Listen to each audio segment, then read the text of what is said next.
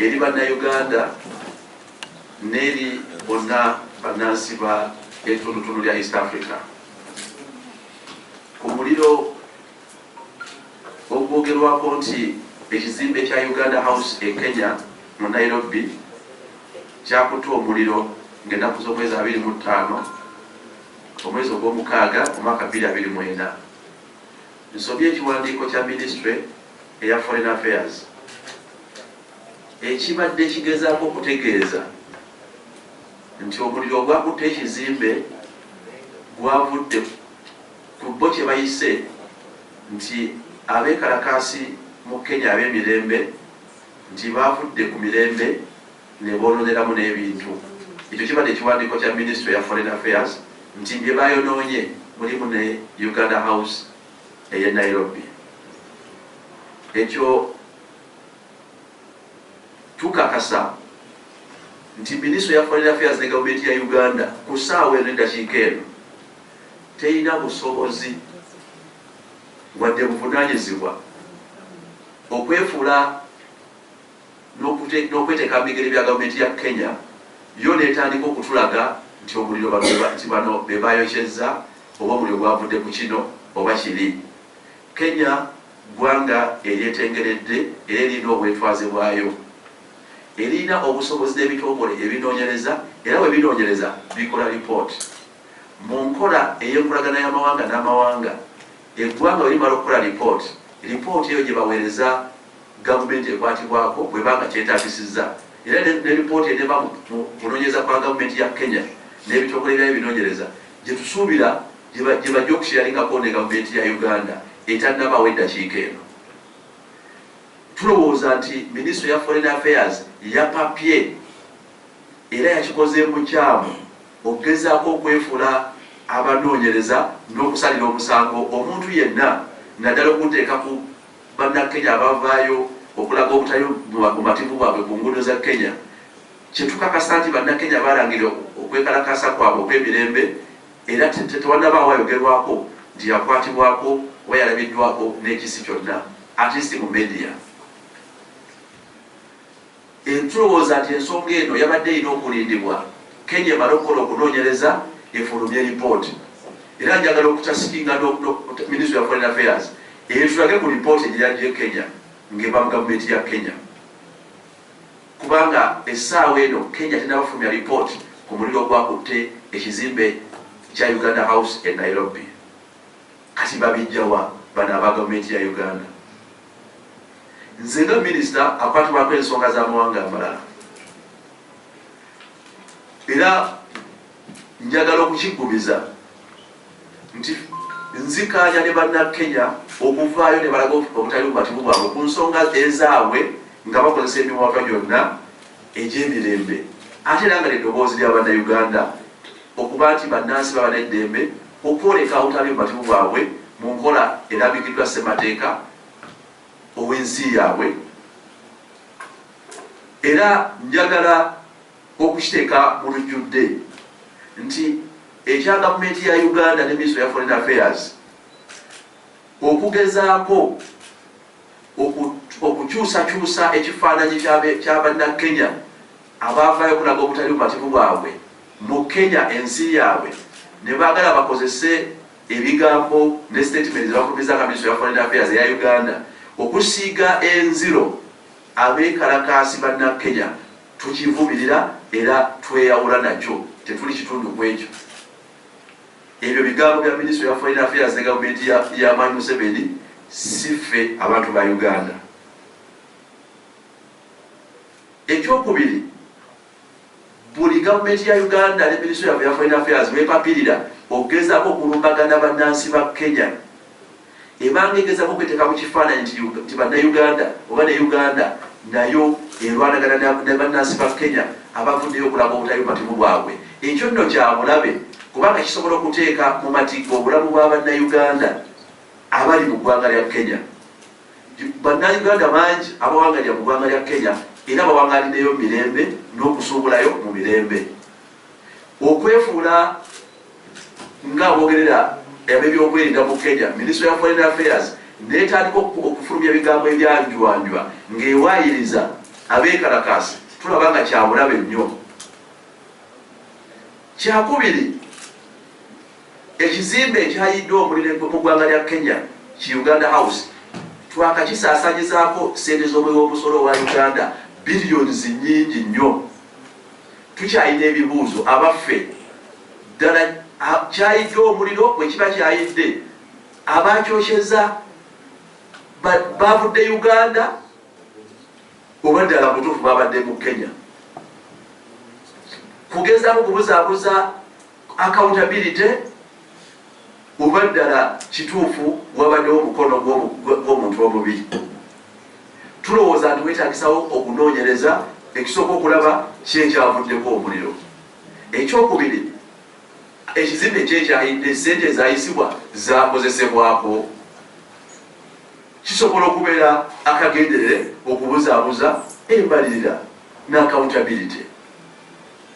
Ekyokusatu, twebuuza lwaki emmotoka ya Uganda Police nga nayo ya muliro ate yalabiddwako e Kenya mu nnaku ntono ng'ekizimbe tekinnajja. Malayika ki yalabikidde poliisi ya Uganda okutwalayo emmotoka y'omuliro mu nnaku ntini ng'ekizimbe tekinnaba kujja? Twagala okunnyonnyolwa. Ate tulowooza nti ne bannakenya kubanga baalabiddwako nga beetoolodde emmotoka ya Uganda Police nga wakati wa protest mu Kenya, tulowooza nti kyetaagisa bunnambiro ekyo twali batusuubira Ministry ya Foreign Affairs kunnyonnyola bannakenya ne bannayuganda emmotoka ya poliisi yabadde ekibi ekimu Kenya. Mu diplomacy poliisi ya Uganda si yeyina otubuulira. Ministry ya Foreign Affairs ekwatibwako wamu ne East African Affairs zizina okutunnyonnyola Uganda ekola ki e Kenya bweba yabaddeyo. Tulowooza nti kisobola okusiga ekifaananyi ekiraga nti Uganda egezaako okwenyigira n'okweyingiza mu nsonga za Kenya ezaabwe, era ekyo kirina okuba nga kirina okunnyonnyolwa mu bigambo ebirambulukufu. Kyenyamiza nti ekizimbe kya Uganda House kyakutta omuliro, naye ffe tulowooza nti ku ssaawa eno tetusobola kumanya ani yakikoze n'ekigendererwa. Kyetubanja kwe kulinda okunoonyereza gavumenti ya Kenya kwenaakola, era kyetubali tusuubira ne Ministry ya Foreign Affairs kusaba gavumenti ya Kenya okunoonyereza. Kati Ministry ya Uganda eya Foreign Affairs eggyewo obusobozi y'okulangirira ebyavudde mu kwokya omuliro ekizimbe kino.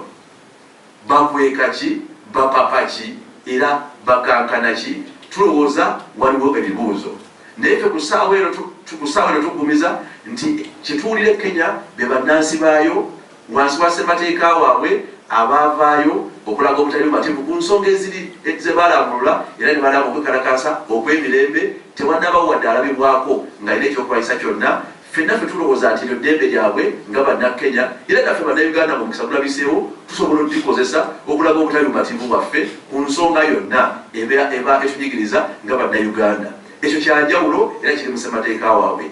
Uganda egezaako kozesebwa kusiiga bano kifaananyi kibi mukagenderere kuba tenda busobozi kunoonyereza kiri Kenya essaawa eno. Ekyokubiri ne baba ena interest mu nsonga ze Kenya yandibadde ewandiika kusaba Kenya kukola kunoonyereza ku ssaawa eno.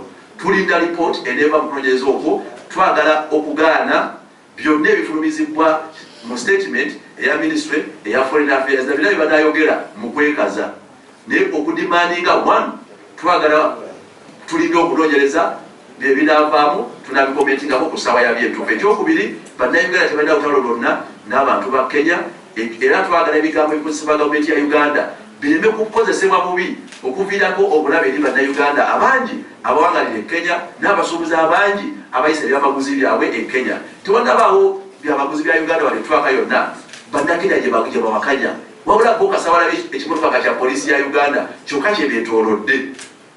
Tulowooza nti bannakenya baba ne right okudimandinga Uganda mutunnyonnyole emmotoka yammwe yakimye eki. Beewaza okunnyonnyola ebyo bazze mu kufuna ebiwandiiko byanjwanjwa, tujja basomesa diplomacy mpola mpola.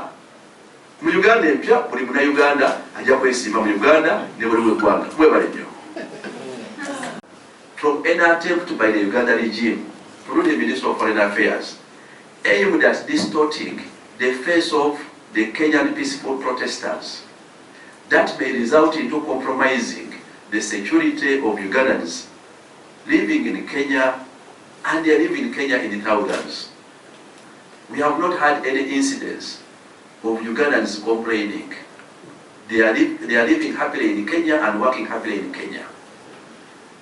Such a statement by Uganda Foreign Ministry would have waited for Kenyan authorities to do investigation, conclude their investigation, and brief diplomatically our foreign ministry through our embassy.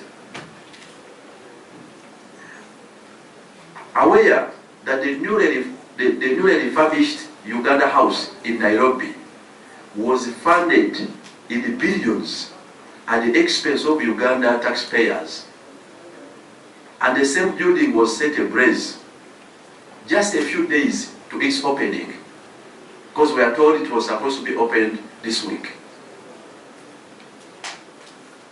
More investigation need to be done to rule out any connivance from Uganda regime or officials in an attempt to escape accountability. Equally, the presence of a Uganda police fire truck in Nairobi days before this fire raises questions. How come it was present in Kenya just days before a Uganda house caught fire? This equally requires investigation. It is regrettable that Uganda house caught fire, and we regret the incident. But at this stage, we only call for investigation on the matter, but not rushing to cast blame on any Kenyan peaceful protester. We urge the Uganda government to avoid appearing to interfere with the domestic affairs of Kenya. Media reports on protesters in Kenya showed videos of Kenyans surrounding a Ugandan police vehicle, and this could be interpreted as the presence of Uganda troops in Kenya.